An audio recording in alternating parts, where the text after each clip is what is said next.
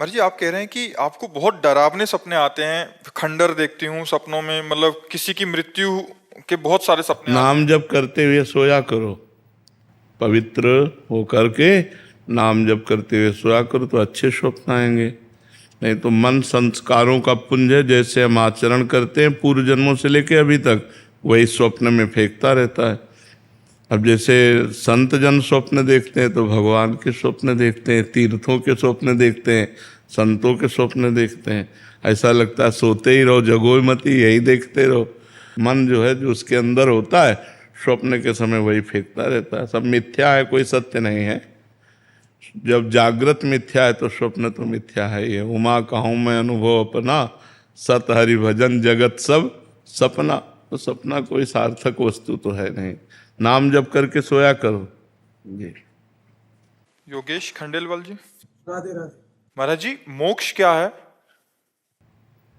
समुद्र में जैसे तरंग प्रकट होती है वायु विकार के कारण, और वायु विकार नष्ट हुआ तो तरंग समुद्र में लीन हो गई, समुद्र बन गई।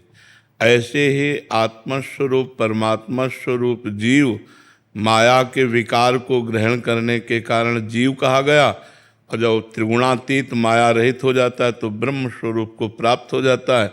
अपने ब्रह्म स्वरूप को प्राप्त होना ही मोक्ष कहते हैं। मोनिष्का जी, मुंबई से।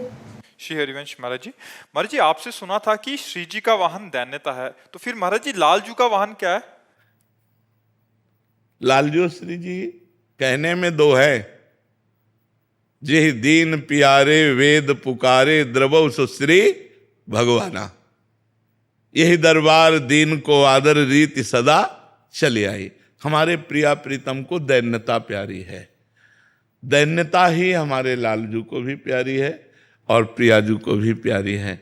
वाहन का मतलब होता है जिसके हृदय में दैन्यता होगी उसके हृदय में प्रभु विराजमान होंगे। अगर हम भगवान के भगवत स्वरूपों में जाते हैं तो फिर भगवान का वाहन गरुण है, ब्रह्मा जी का वाहन हंस है, महादेव जी का वाहन नंदिकेश्वर है, कार्तिक जी का वाहन मोर है, गणेश जी का वाहन चूहा है। वो अलग अलग फिर वाहन। यहाँ प्रीति की बात है कि जिसके हृदय में दैन्यता होती है वहाँ श्री जी आके विराजमान हो जाती है, वहाँ लालजू आकर विराजमान हो जाते हैं। यहाँ लालजू की कोई अलग सत्ता नहीं, श्री जी कोई अलग नहीं है। कहने को दो हैं, लाल प्रिया श्री हरिवंश सुरीत सुनाऊं, श्यामा श्याम एक संगाऊं, छीनिक कबहु न अंतर होई, प्राण सुएक देह हैं दोई। एक प्राण दो देह, ये हमारे प्रियालाल हैं। दो देह हैं कहने को, लेकिन एक प्राण, एक मन, एक रुचि, एक स्वभाव, एक वयस। तो इसलिए जो प्रियाजू को पसंद वही लालजू को पसंद, जो लालजू को पसंद वही प्रियाजू को पसंद। जोई जोई प्यारो करे सोई मोहि भावे, और भावे मोहि जोई सोई सोई करे प्यारे। तो प्रियालाल का उसी हृदय पर निवास होता है जहाँ दैन्यता होती है। सृष्टि मिश्रा जी इटावा से। राधा वल्लभ से। श्री हरिवंश महाराज जी। महाराज जी, 84 जी की फलश्रुति में लिखा है कि वृंदावन वास सखी सुख के अधिकारी। तो क्या महाराज जी अगर हम 84 जी का पाठ करेंगे तो हमें वृंदावन वास मिल जाएगा? शरीर रहते या शरीर पूरा होते, दोनों बातें हैं।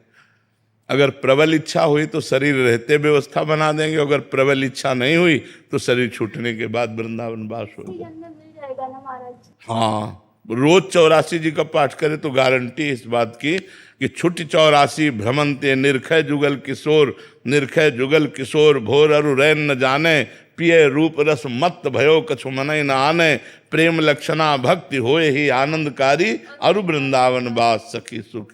तो जो महापुरुषों ने लिखा है वो परम सत्य लिखा है। महाराज जी, आप एक बार अपने मुख से कह दीजिए, आपने मुझे स्वीकार कर लिया, आप ही मेरे गुरु जी के हैं। बस एक बार नहीं, हम सबको ये कहते हैं सब श्री जी के हैं और हम श्री जी के हैं, बस इसी में सब आ गए। हाथी के पैर में सब पैर आ जाते हैं, है नहीं? हम कह पर्सनल हम किसी को कहने का अधिकार नहीं रखते, क्योंकि हम तन मन वचन से श्री जी के हैं। तो जो श्री जी का है वो सब हमारा है, चराचर जगत हमारा है, पूरा विश्व हमारा है, हम पूरे विश्व के हैं, किसी एक के पर्सनल नहीं, हम सब के हैं, सब हमारे हैं और हम सब के हैं। रविश कुमार जी। राधा वल्लभ श्री हरिवंश। श्री हरिवंश महाराज जी। गुरुदेव भगवान कृपा करके समझाएं कि स्थूल, सूक्ष्म और कारण इन तीनों शरीरों के अलग अलग कार्य क्या हैं और आत्मा का अपना शुद्ध कार्य क्या माना गया। आत्मा अकर्ता है, उसमें कोई क्रिया नहीं है, कोई कामना नहीं है। जो स्थूल शरीर पंचभूतों से बना हुआ है, इसका जागृत अवस्था में भान होता है। जैसे इस समय इसके द्वारा देखना, सुनना, स्पर्श करना, रसास्वादन करना, ये जो 5 ज्ञानेंद्रियों के शब्द, स्पर्श, रूप, रस, गंध, घ्राणेंद्रिय से गंध लेना, ये 5 ज्ञानेंद्रियों के द्वारा ग्रहण, त्याग आदि जो क्रियाएं होती हैं वो कर्मेंद्रियों के द्वारा, जैसे हाथ है, पैर है, मलमूत्र के द्वार हैं और वाक इंद्रिय। तो 5 कर्मेंद्रिय, 5 ज्ञानेंद्रिय, ये स्थूल शरीर को संचालित करने वाला जो मन है, बुद्धि है, चित्त है, अहंकार है, अंतःकरण चतुष्टय है, ये सूक्ष्म शरीर है। ये सूक्ष्म शरीर स्थूल को क्रियान्वित करता है। तो जागृत अवस्था में जिसका भान होता है उसे स्थूल शरीर कहते हैं, और स्वप्नावस्था में जिसका भान होता है उसे कारण शरीर कहते हैं। जैसे स्थूल शरीर सोया होता है और आप स्वप्न देखते हैं तो उसमें भी क्रियाएं होती हैं, उसमें भी दुख सुख का अनुभव होता है, वो सब झूठा होता है, पर होता है ना। तो उस समय जो स्वप्नावस्था में होता है वो सूक्ष्म शरीर होता है, उसमें जो क्रियाएं होती हैं वो सब असत है।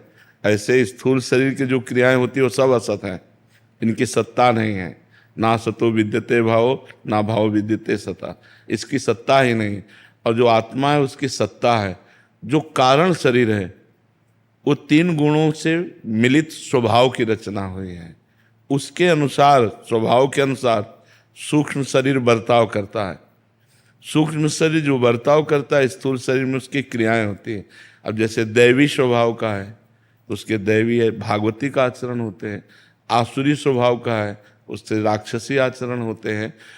आत्मा के प्रकाश से, पावर से ही ये क्रियान्वित होते हैं। जैसे ऐसे रख दें और इधर चुंबक रख दें और उसी के अनुसार लोहा रख दें, तो चुंबक अकर्ता है लेकिन क्रिया शुरू हो जाएगी लोहे में। लोहे में क्रिया शुरू हो जाएगी ना, हलचल उसमें हो जाए। जड़ लोहा, उसमें हलचल करने की सामर्थ्य नहीं, पर वो चुंबक का प्रभाव ऐसा है। चुंबक की कोई कामना नहीं है कि उसमें हलचल हो, चुंबक कोई करता नहीं है कि उसमें हलचल हो, उसका प्रभाव ऐसा है।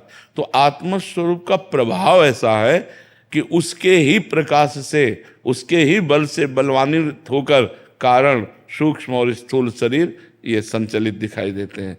आत्मा निर्विकार है, चैतन्य घन है, निर्लेप है, उसमें किसी प्रकार का कहीं कोई क्रिया या कोई अभाव नहीं है। स्थूल शरीर में आसक्त हो जाने के कारण मैं आत्मस्वरूप भ्रमित होकर कामनाओं में फंस गया।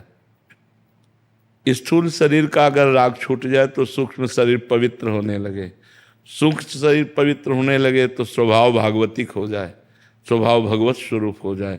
जहाँ भगवत स्वरूप स्वभाव हुआ तो जैसे निर्मल और शांत जल में तह में क्या हमें पता चलने लगता है, ऐसे हमें अपने स्वरूप का ज्ञान हो जाता है। आत्मा मेरा स्वरूप है, तत्त्वम् असि, तुम वही हो, दूसरा कोई नहीं है।